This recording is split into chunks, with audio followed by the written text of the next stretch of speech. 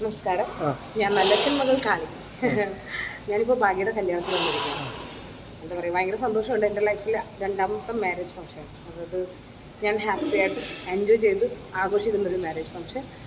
ഞാൻ ഒട്ടും പ്രതീക്ഷിക്കാത്തൊരു സ്റ്റേജ്. ഇങ്ങനൊരു ഫംഗ്ഷന് എന്നെ വിളിക്കുമെന്നോ അല്ലെങ്കിൽ അതിൽ ഭാഗമാകാൻ പറ്റുമെന്നോ ഒന്നും എനിക്കറിയില്ല. ഞാനിപ്പോൾ നിൽക്കുന്നത് തന്നെ നല്ലച്ഛൻ്റെ, അതായത് സുരേഷ് ഗോപി സാറിൻ്റെ ഫാമിലിയുടെ കൂടെയാണ്. ഭയങ്കര എന്താ പറയുക, ഞാൻ ആഗ്രഹിക്കുന്നതിൽ കൂടുതൽ ഒരു മര്യാദ കിട്ടിയൊരു സ്ഥലം, അല്ലെങ്കിൽ ഒരു മര്യാദ കിട്ടിയിട്ടുള്ളൊരു വ്യക്തിയുടെ നല്ലച്ഛൻ മകൾ ഭാഗ്യലക്ഷ്മിക്ക് എല്ലാവിധ അനുഭവങ്ങളും എല്ലാ ദൈവങ്ങളും ആരെന്ത് പറഞ്ഞോട്ടെ, നല്ലച്ഛനെ എല്ലാ പെൺമക്കളുടെ, ഞങ്ങളെപ്പോലുള്ള എല്ലാ പെൺമക്കളുടെ എല്ലാ പ്രാർത്ഥനയും അവർക്ക് അതുള്ളിടത്തോളം കാലം ഒരു മുടക്കൊന്നിനും പറ്റില്ല. അദ്ദേഹം തന്നെ ജയിക്കും എല്ലായിടത്തും. മകളെന്ത് പറഞ്ഞു? മകൾക്ക് വിശ്വസ് മകളെന്ത് പറഞ്ഞു? ഞാൻ കണ്ടില്ല. ഞാൻ ഗോകുലിനെയും കുഞ്ഞിനെയും കണ്ടു. ജയിച്ചത് ഈ കൊലത്തിൽ ചോദിച്ചു. ഞാൻ പറഞ്ഞു, ഗുരുവായൂരമ്പലത്തിൽ നല്ലച്ഛൻ്റെ ഭാഗ്യക്കുട്ടിയുടെ കല്യാണം നടക്കുമ്പോൾ ഞാൻ ആൺകുട്ടികളെ പോലെ വന്നാൽ ശരിയാവില്ലല്ലോ, ഞാൻ ഇത്തിരി ഡിഫറെൻ്റ് ആവാന്ന് ചോദിച്ചു. ഇപ്പോൾ കാളിക്കുട്ടിയായിട്ട് വന്നു, അത്രേ ഉള്ളൂ. ഹാപ്പിയാണ്, ഭയങ്കര ഹാപ്പി എന്ന് വെച്ചാൽ ഭയങ്കര ഹാപ്പി. ഞാൻ ഇപ്പോൾ നിങ്ങൾ കണ്ടതല്ലേ, അതും കേരളത്തിലെ ആദ്യത്തെ ഷെഫ്, ലേഡി ഷെഫാണ് ഇരിക്കുന്നത് എൻ്റെ ഒപ്പം. അതേപോലെ തന്നെ സുരേഷ് ഗോപി സാറിൻ്റെ അമ്മായി, അങ്ങനെ എല്ലാവരും. എനിക്ക് എന്താ പറയുക, ഇതിൽ കൂടുതലും മര്യാദ കിട്ടാനില്ല ഒരിടത്തും. പലയിടത്തും മര്യാദ കിട്ടിയിട്ടുണ്ട്. പക്ഷേ എനിക്ക് ഇവിടെ കിട്ടുന്നൊരു മര്യാദ വേറെ വേൾഡിൽ ഒരിടത്തും കിട്ടാറില്ല. സുരേഷ് ഗോപി കണ്ടിരുന്നു? ഇല്ല, കണ്ടിട്ടില്ല. ഞാൻ ഈ കൊല്ലത്തിൽ മനസ്സിലായിട്ടുണ്ടാവില്ല. പലർക്കും കുറിച്ചൊക്കെ ഉള്ളൂ. കാളിയല്ലേ ആ ചോദ്യം ഇപ്പോൾ ഒരു 7 പേരെന്നോട് ചോദിച്ചു.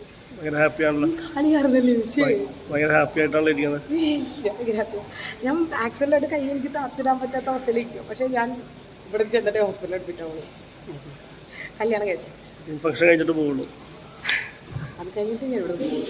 ഞാൻ എല്ലാ പായസം തിന്നിട്ടേ ഞാൻ ഇവിടെ പോകുള്ളൂ. നിങ്ങൾക്കൊക്കെ അറിയാലോ, പായസപ്രേമിയാ. പപ്പടവും പഴം കൂട്ടി കുഴച്ച് തിന്നില്ലെങ്കിൽ എനിക്ക് സമാധാനം ഉണ്ടാവില്ല. അവരിങ്ങോട്ട് വരാൻ കാത്തിരിക്കും. എന്തായാലും ആർക്കും ഒരു തടസ്സം ഉണ്ടായിട്ടില്ല കേട്ടോ. ഗുരുവായൂരമ്പലത്തിൽ എല്ലാവർക്കും തൊഴാനുള്ള സൗകര്യമുണ്ട്. പിന്നെ മോദിജി ഇപ്പോൾ ഏത് മന്ത്രി വന്നാലും ഏത് വീഴ്ച വന്നാലും എല്ലായിടത്തും ഉണ്ടാകുന്ന ഒരു ഇതുണ്ട്. പിന്നെ ഇത്രയും വലിയൊരു മനുഷ്യനിവിടെ കേരളത്തിൽ വരുന്നതായിട്ടുള്ള പ്രോട്ടോക്കോൾ ഉണ്ടാവും.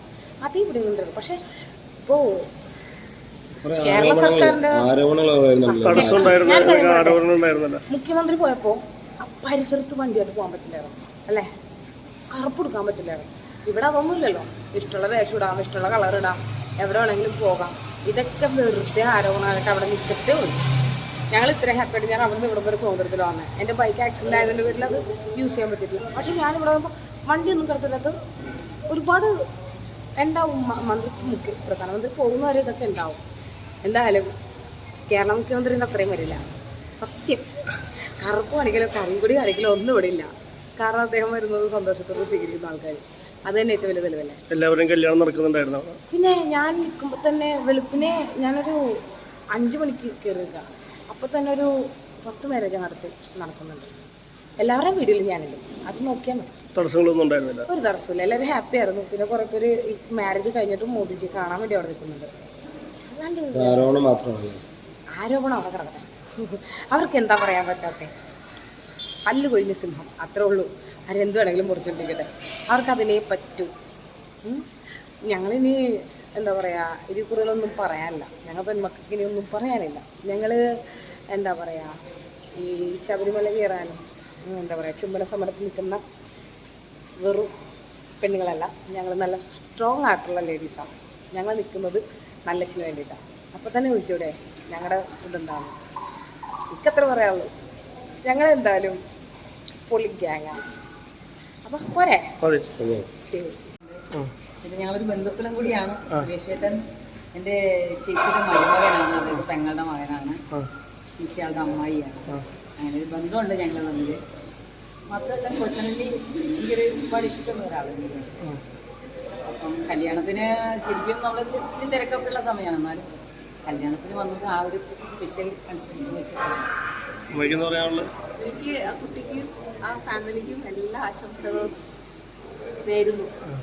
പിന്നെ വേറെ ഇവിടെ അമ്പലത്തിൽ തൊഴാൻ പോയോ ഗുരുവായൂർ വന്നിട്ട്? പോയിട്ടില്ല, ഇത് കഴിഞ്ഞിട്ട് പോകാന്ന് വിചാരിച്ചു. തടസ്സങ്ങൾ തിരക്കത്തിലേക്ക് പോകണ്ടെന്ന് വിചാരിച്ചു. തടസ്സങ്ങളൊന്നും ഇല്ലായിരുന്നു? ഇല്ല, സുഖമായിട്ട് എത്തിയാണ്. ഞങ്ങൾ ഹയാത്തിൽ തൃശ്ശൂർ ഹയാത്തിൽ വന്നു തന്നാലെ രാവിലെ പുലർച്ചയ്ക്ക് തന്നെ ഇവിടെ എത്തി. എവിടെ താമസിക്കുന്നത് ഇപ്പോൾ? ഞാൻ കോഴിക്കോട് ഹൈവേക്കുമാറിന് തൊട്ടടുത്താണ്. ഇന്നലെ ഞാൻ എൻ്റെ അനിയത്തിൻ്റെ അടുത്തേക്ക് വന്നതാണ്. അപ്പോൾ സുരേഷ് ചേട്ടന് ഇഷ്ടപ്പെട്ട ഫുഡുകൾ എന്തൊക്കെയായിരുന്നു? സുരേഷേട്ടന് ഞാൻ അധികം മോർണിംഗിൽ വന്ന ഇഡ്ഡലി സാമ്പാറും ഒക്കെ കൊടുക്കാം, ചട്നി. പിന്നെ ലഞ്ചിൻ്റെ സമയത്താണെങ്കിൽ ചോറ്, മീൻ വറുത്തത്, മീൻ, നല്ല മീൻ മാങ്ങാക്കറി.